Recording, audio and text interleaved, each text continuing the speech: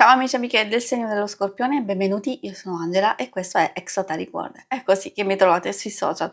Questo è l'oroscopo settimanale dal 15 al 21 giugno. Prima di iniziare vi ricordo che è una lettura generica, prendete solo ciò che vi risuona, se volete potete integrarla col vostro ascendente per avere più informazioni. In descrizione trovate le recensioni dei mazzi usati, i link per acquistarli e i link alle playlist per conoscere il significato delle carte della Sibilla Lenormand e della Sibilla italiana. Vi invito a iscrivervi e abbonarvi al mio canale per sostenere il mio lavoro. Vi ringrazio moltissimo se lo farete o lo avete già fatto. E adesso partiamo con la lettura.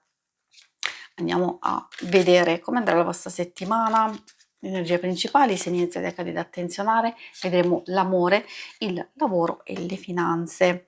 Partiamo con questa falce che può indicare proprio all'inizio della settimana un bel taglionetto.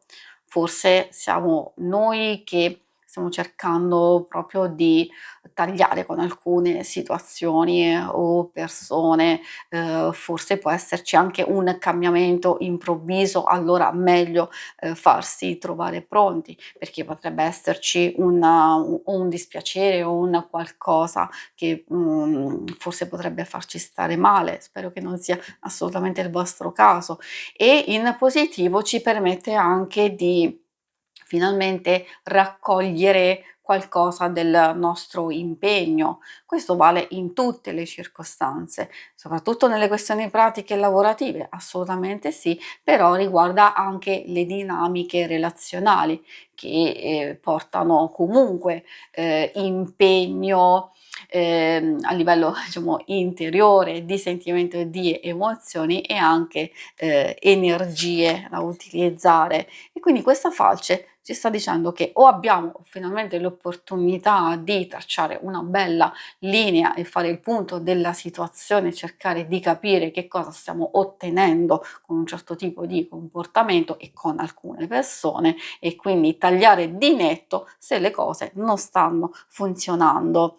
Poi possiamo metterci in valutazione di informazioni, di notizie, di qualcuno che si fa sentire. La lettera riguarda tutti i tipi di comunicazioni e notizie. Se invece riguarda noi, cioè abbiamo esigenza di esprimerci, di dire qualcosa, allora forse potremmo farlo proprio in questo momento, se siamo ben sicuri di quello che vogliamo dire, o se stiamo cercando informazioni e non stanno ancora arrivando, forse fare un sollecito, muoversi in un certo senso può dare dei risultati migliori, anzi direi che possono proprio arrivare, perché troviamo la carta del bouquet che effettivamente indica riuscita, indica delle novità, ma non solo, anche una fase dei giorni, di maggior tranquillità, spensieratezza, anche qualche momento di felicità, poi è spesso legato a un dono, a un apprezzamento, a un invito, quindi novità in senso generico che sono positive. I segni zodiacali da attenzionare sono principalmente quelli di acqua, cancro, scorpione e pesci. Abbiamo un po' anche quelli di terra, toro, vergine e capricorno. E adesso procediamo con l'ambito amore. Ambito amore, vediamo coppia, single, può essere anche amicizia, famiglia, quindi consiglio di adattare alle vostre esigenze. Troviamo la calendula. A proposito di si parlava di dispiacere, infatti cade proprio vicino alla carta della falce. Il dispiacere può indicare tantissime cose, magari, ci può essere un po' di inquietudine, un po' di noia, indifferenza, disinteresse, subire insomma queste cose, oppure, passione in esaurimento, mancanza di entusiasmo, può essere anche un blocco emotivo, forse per alcuni errori, una fase, di stanca, dipende effettivamente da quello che state vivendo.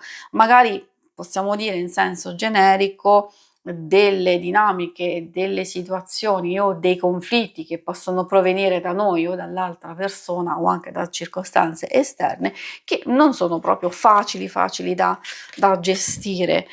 Ovviamente queste carte consigliano di fare chiarezza e possiamo ascoltare proprio il consiglio della nostra falce, come detto sin dall'inizio, cogliere l'opportunità per tagliare di netto alcune cose. Io non dico concludere una relazione, questo è solo da decidere nelle situazioni già ormai gravi e difficili da troppo tempo, altrimenti si può semplicemente staccare per riflettere attentamente, oppure fare chiarezza. Ecco, la parte del definire e del fare taglio a livello metaforico può farci capire che è arrivato il momento giusto di tracciare, come vi dicevo, quella linea e fare ordine e pulizia nei vostri pensieri o anche proprio come dinamica affettiva, sentimentale, di amicizia o di famiglia. Per i single, magari queste carte possono rintracciare purtroppo una fase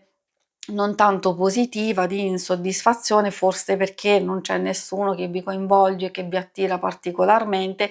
Se c'è qualcuno che vi interessa, o una frequentazione, magari saltano fuori delle dinamiche un po' fastidiose legate alla gelosia o legate alla lontananza, o la persona potrebbe essere impegnata, oppure ci sono delle divergenze di vario genere, quindi questi sono degli esempi giusto per farvi capire che la dinamica può essere un po' troppo complessa da gestire e anche qui, ripeto, magari la nostra falce ci sta dicendo se è il caso proprio di tagliare definitivamente o cercare di tagliare quei rami secchi che non funzionano e trovare maggior serenità e tranquillità. Adesso vediamo la parte del lavoro e delle finanze. Troviamo Imeneo, gelosia e poi consolante sorpresa. Quindi già partiamo bene con la carta Imeneo, o in altri mazzi viene chiamata anche sponsali. Il suo significato non cambia, nel senso che parla di cambiamenti importanti in questo ambito, in questo settore.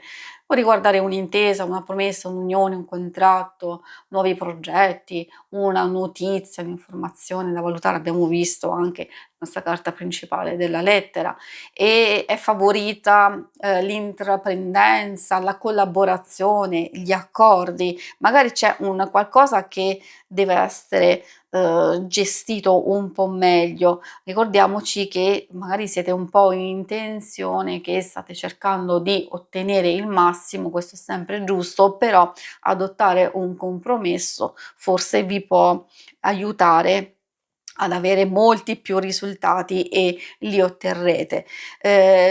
La gelosia può riguardare tantissimi aspetti legati ad avvenimenti di passaggio dove, come abbiamo visto, c'è bisogno di attenzionare delle divergenze, dei contrasti che possono essere risolti. Non abbiate sfiducia né in voi stessi né in alcune circostanze, perché sono totalmente passeggeri. Infatti la consolante sorpresa si riallaccia un po' a quello che vi dicevo, di ottenere risultati positivi in qualsiasi circostanza. Magari se state pensando a investimento sia di denaro sia di energie in un proposito, in un progetto, cercare di non disperdere queste energie, di non aver fretta, magari di aspettare un'opportunità migliore o di aspettare di placare gli animi per prendere un certo tipo di accordi e di decisioni. Appunto sottolineo che comunque alcune cose possono andare a vostro vantaggio, perché questa porta sviluppi positivi, miglioramenti, una fase di recupero, e ci sta anche un bel colpo di fortuna. E questo vale anche per chi è alla ricerca di lavoro, perché si vede anche l'opportunità di accordi, nuovi propositi e delle proposte che arrivano così a sorpresa, che neanche vi aspettate e che possono essere essere vantaggiosi. Si conclude qui la lettura, vi ringrazio per avermi seguita. Se volete in alto a destra trovate il logo per iscrivervi al canale, mentre in basso trovate le schermate per vedere il vostro oroscopo mensile e lunare quindicinale. Alla prossima, vi auguro una buona settimana. Ciao!